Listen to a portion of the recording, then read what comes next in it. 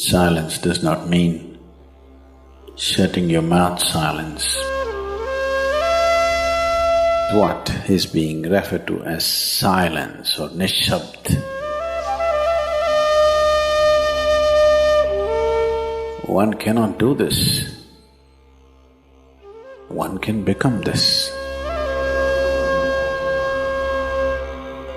See if you can articulate the same things that you're saying with half the number of words. Suddenly you will become extremely conscious of everything.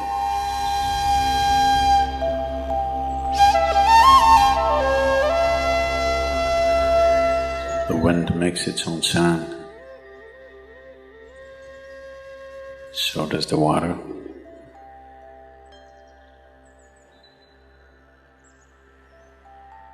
So does the earth. In fact, so does the sky. All the celestial objects are making their own sounds. There are sounds of pain, sounds of pleasure, sounds of misery, sounds of joy. For everything there is a sound. With human life, it's very true. Sounds of life, and there are sounds of death, and there are even sounds of silence.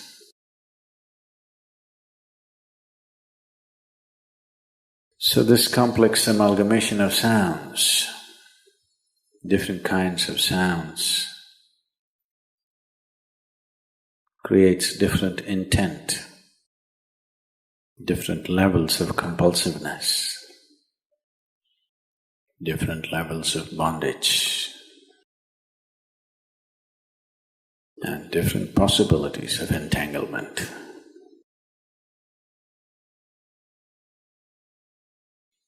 In all this, why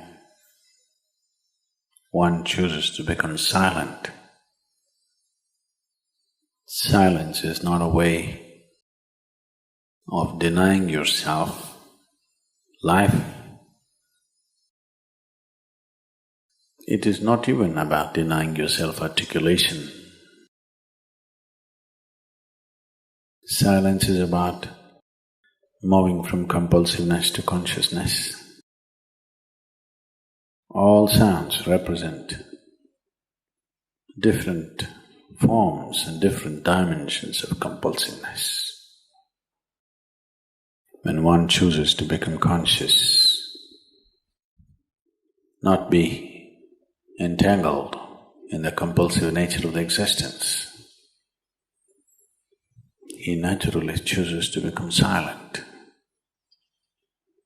Silence does not mean shutting your mouth silence, plugging your ears silence.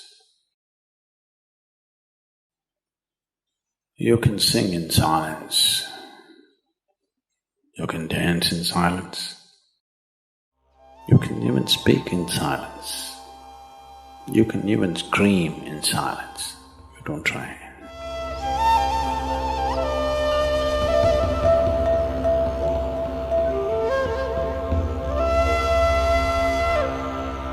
That does not mean when everybody is silent you scream. That is not screaming in silence.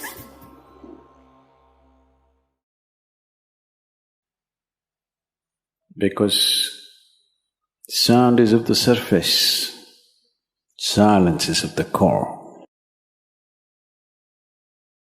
It is only the surface which makes the sound. See, now the water is hitting the surface and making the sound. Deep down, there is no sound. That is so with life. On the surface, it is a very complex mesh of sounds, a maze of sounds happening.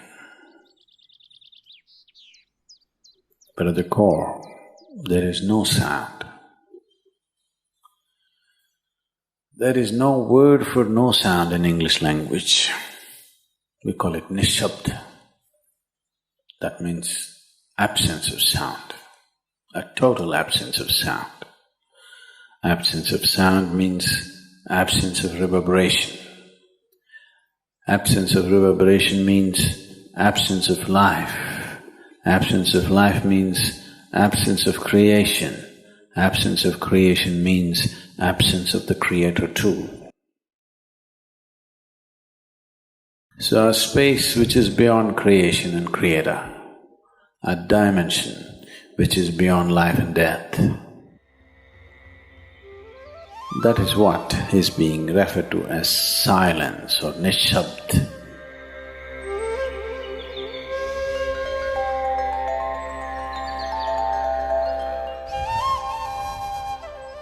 One cannot do this. One can become this. Commonly, there are two words employed to describe this. One is maun, that means you're practicing silence, you're not silent. You shut your mouth and you're remaining in maun. This is not nishabd. Maun means you're practicing silence. If you're practicing something, obviously you're not that. Are you life or are you practicing life? I'm asking you.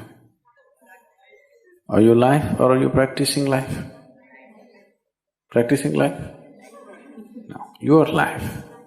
Maybe not very well practiced, but your life.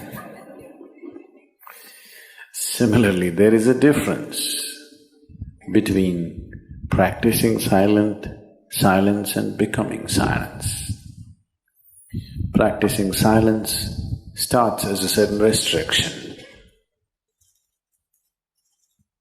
but slowly, as one practices silence, one can possibly become silent. One can become silent in intense activity, but nobody can keep up intense activity forever. Moments of intense activity are only moments, nobody can sustain it. You'll expend yourself. Only if you can achieve it in inactivity, it is sustainable. If something is possible only in intense activity, it is never sustainable. In a very intense and ecstatic moment of singing, somebody may become or taste a moment of silence. But how long can you keep it up? Your throat will tear. And your neighbors may kill you. Possible. So this possibility of coming to silence or becoming silent also means to become still, to become utterly still. Stillness can be achieved in so many ways. If you watch a snake, he's still. If you watch a tiger which is on a hunt, absolutely still, charged but still. These are all different dimensions of stillness practiced for survival. If a snake moves too often, he'll get killed. If a tiger does not know how to be still, he'll never get his food. These are all acts of survival. A human being, for survival, he has to be active. Only when his vision falls upon something which is beyond survival, then he will think of stillness. Then he will understand as he observes himself, as he notices the complexity of one's compulsions. He understands the only way to solve it is to become still. to train this body, to train this mind, to become still.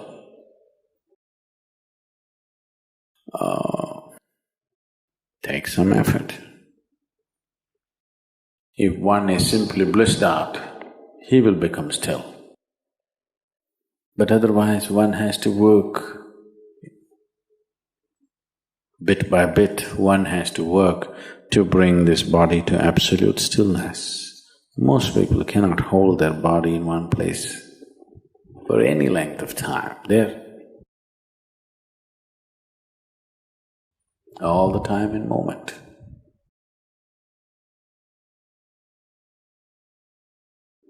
As it is said, a man is ill only because he does not know how to be still.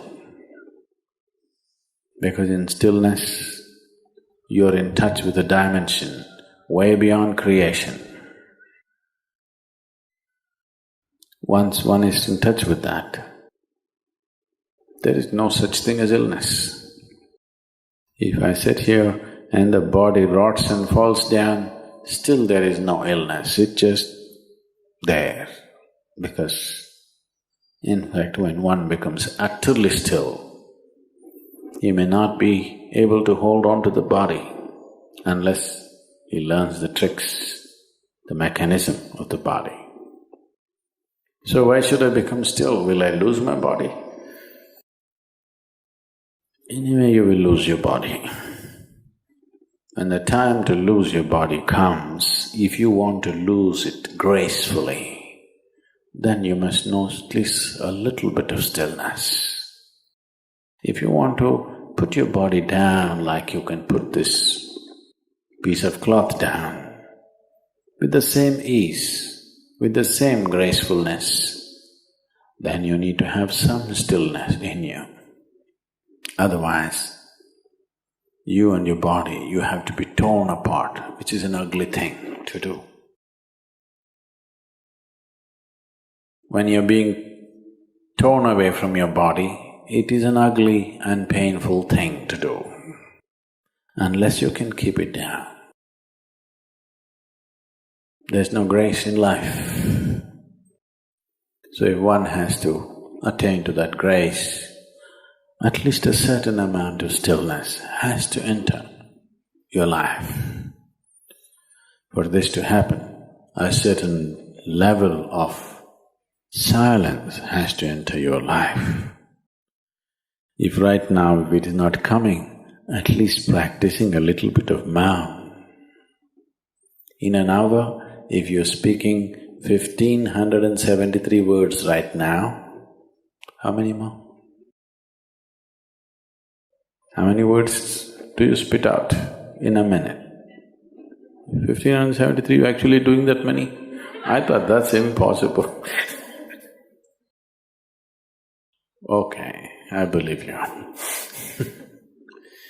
So whatever number you're doing, see if you can articulate the same things that you're saying with half the number of words.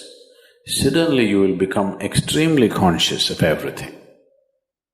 Right now, our oral diarrhea is happening. If you're doing 1573, it's diarrhea, okay. Now, if you have to hold back half the words and still say the same things, now you have to be very conscious, otherwise you cannot say it. Just try this and see. Tomorrow, one day.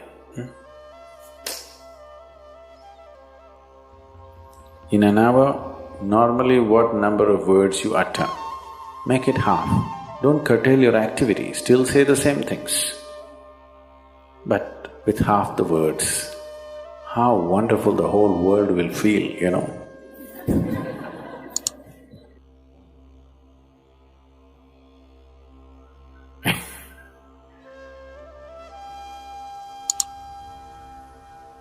World will be a wonderful place, I'm telling you, tomorrow, if everybody does this. Many marriages will be saved.